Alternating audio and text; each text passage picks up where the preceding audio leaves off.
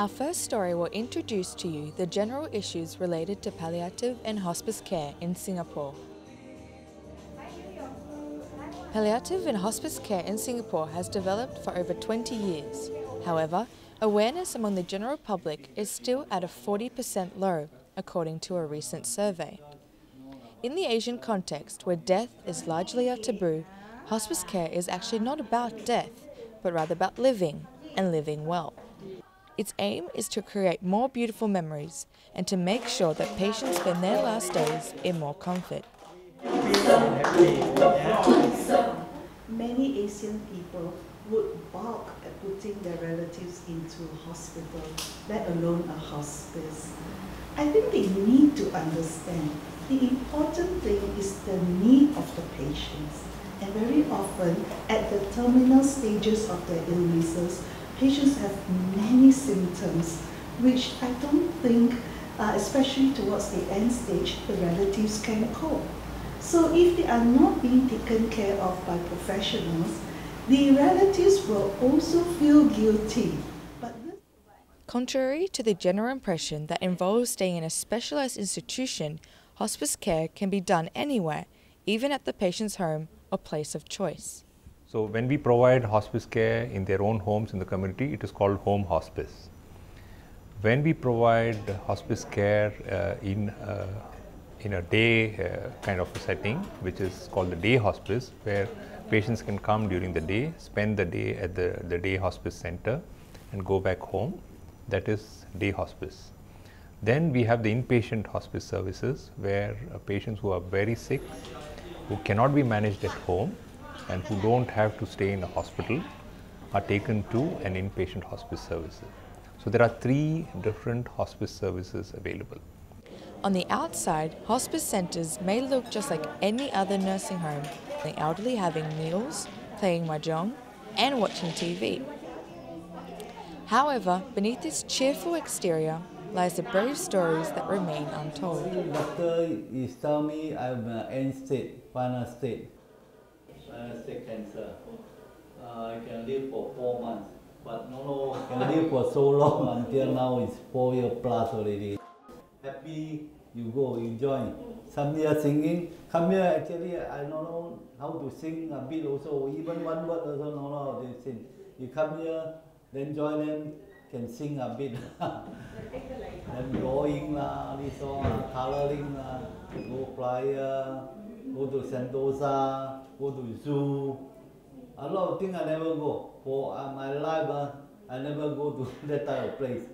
While beneficiaries are satisfied with the service, hospice professionals will continue to upgrade their skills to meet the growing demand.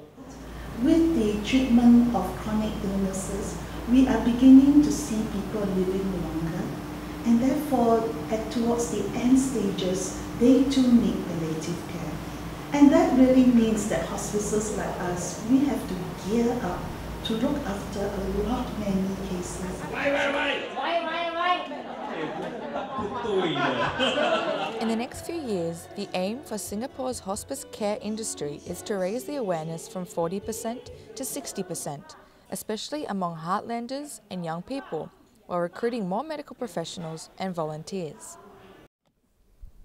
While the Singaporean community is not yet busy with hospice and palliative care, bathing, feeding and entertaining patients is all in a day's work for the caregivers at Dover Park Hospice. Caregiver Yogias feels that it is her job to make sure that the patients get through the day comfortably and at ease. But when I see them, I hug them first to tell them that I'm here to go through with you. I can be a clown for the day, so I can make them happy.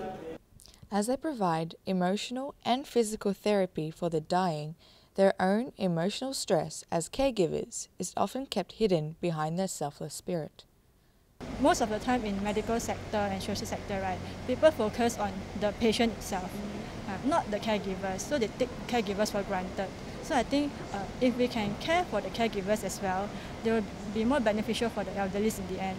To ensure support is available for caregivers, Ms. Low offers counselling services such as group counselling sessions at Hua Mei Centre for Successful Ageing.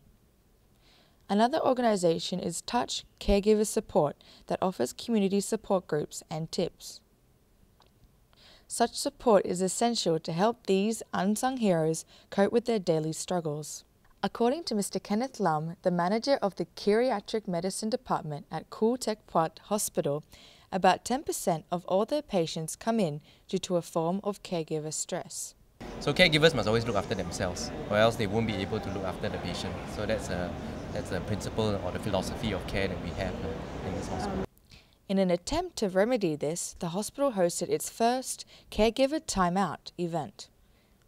Aimed at fostering a network among caregivers, the event also included a laughter therapy seminar by A.V. Laran, a certified laughter teacher. Be very careful and make sure that everyone knows that you can laugh on yourself.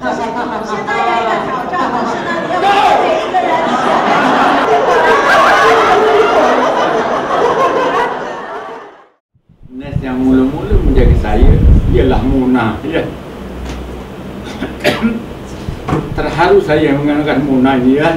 Menjaga saya yang mula-mula sekali, yang apa kata orang, saya tak dapat buang air besar. Saya mengucapkan kepada Allah, mudah-mudahan orang yang menjaga saya itu dipanjangkan umur, dimurahkan rezeki. Tambahan lagi sekarang, doktor yang suka rela, Dr. Lau, yang senantiasa memperhatikan keadaan diri saya.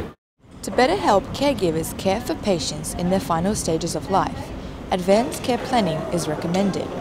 However, not many Singaporeans are aware of it. Actually, I have no idea at all what it's about. Not very much. I suppose it's planning for the terminally ill. Yeah. Okay. Maybe when they are still healthy and good. I got no idea, see. Actually, not really sure about it. In general, I don't think we're very well aware. I mean, in Singapore in general, I don't think, unless you have a family member who is dying or struck with a terminal disease, I think in general we're not very informed about this. To raise awareness about advanced care planning, Tung Tok Seng Hospital held a forum on the 8th of October. Dr. Raymond Ng, a registrar of the Palliative Medicine Department at the hospital, spoke at the forum and shared information about emotional wills and the Advanced Medical Directive. Advanced care planning is a process of discussion between the patient, the person, as well as his or her caregivers, his or her loved ones, as well as the medical team looking after him or her, with regards to their preferences or wishes, with regards to future medical care in the event that they become mentally incapacitated. Advanced care planning can start any time. In fact, it's important to start early when a person is still young and has full mental capacity. The simplest step is to prepare an emotional will, which is a diary of memories, wishes and thoughts to be shared with their family should anything happen. A more complicated procedure is creating a legal document called the Advanced Medical Directive, which discusses if a person wants to be taken off life support when he or she is terminally ill or in a comatose state. Such planning is important as it informs family members about the wishes of their loved ones. Wishes can be as simple as what food they like to eat, what clothes they like to wear, or what treatments they want before they die. Dr. Ng estimated that 70 to 90% of Singaporeans do not know about advanced care planning.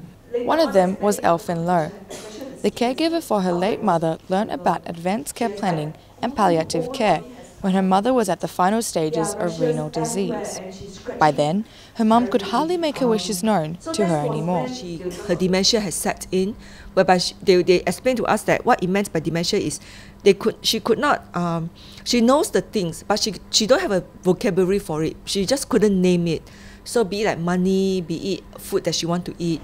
Indeed, planning ahead for the future not only prepares family members, but it also prepares Singaporeans in case of terminal illness. Their loved ones would then be able to make decisions for them when they do not know what they want. Before people are able to discuss practices such as advanced care planning with their doctors, it is obviously a must that they are aware of their options. And also because the topic of death and dying is not popular, the Singapore Hospice Council aims to bring these issues into the Singaporean spotlight. This was done in a cheerful way at the annual World Hospice Day, which aims to shine a light for those in need. This year, this has been accomplished by organising various fundraising events. A part of this essential light was shed during the Voices for Hospice's charity concert held at ITE East. The night enjoyed various acts, each finding its own way of pulling on the audience members' heartstrings and putting a smile on everyone's dial. Every genre was covered, from Bollywood dancing to percussion, and people particularly moved to the edge of their seats when Rahima Rahim herself came on stage to perform a few merry medleys. Raising awareness did not stop there, but cycled on a week later when the World Hospice Day Ride 2011 was held. Both local and international cyclists pumped up their tyres, adjusted their saddles, and put on their helmets for palliative and hospice care. As stated by Dr. Seet Aimi, the Vice Chairperson of Singapore Hospice Council, this day was especially held to raise awareness, which is often considered to take first place above raising funds. All these things trigger the community to remember about the sick and dying in our community. It's so easy to ignore and forget, so we need this. The beautiful Long Beach Park was the backdrop for the finish line of the cycling event, and the champions of the day were welcomed after a 14-kilometre workout by music, fun and games. It was all for a good cause, and the cyclists seemed to understand that. I'm a doctor by profession, and I think there's a time when we are ready to look into that. So it seems that thanks to these fundraising activities, Singaporeans are turning their heads in the same direction towards acceptance and awareness in order to create a better tomorrow for those in need of palliative and hospice care.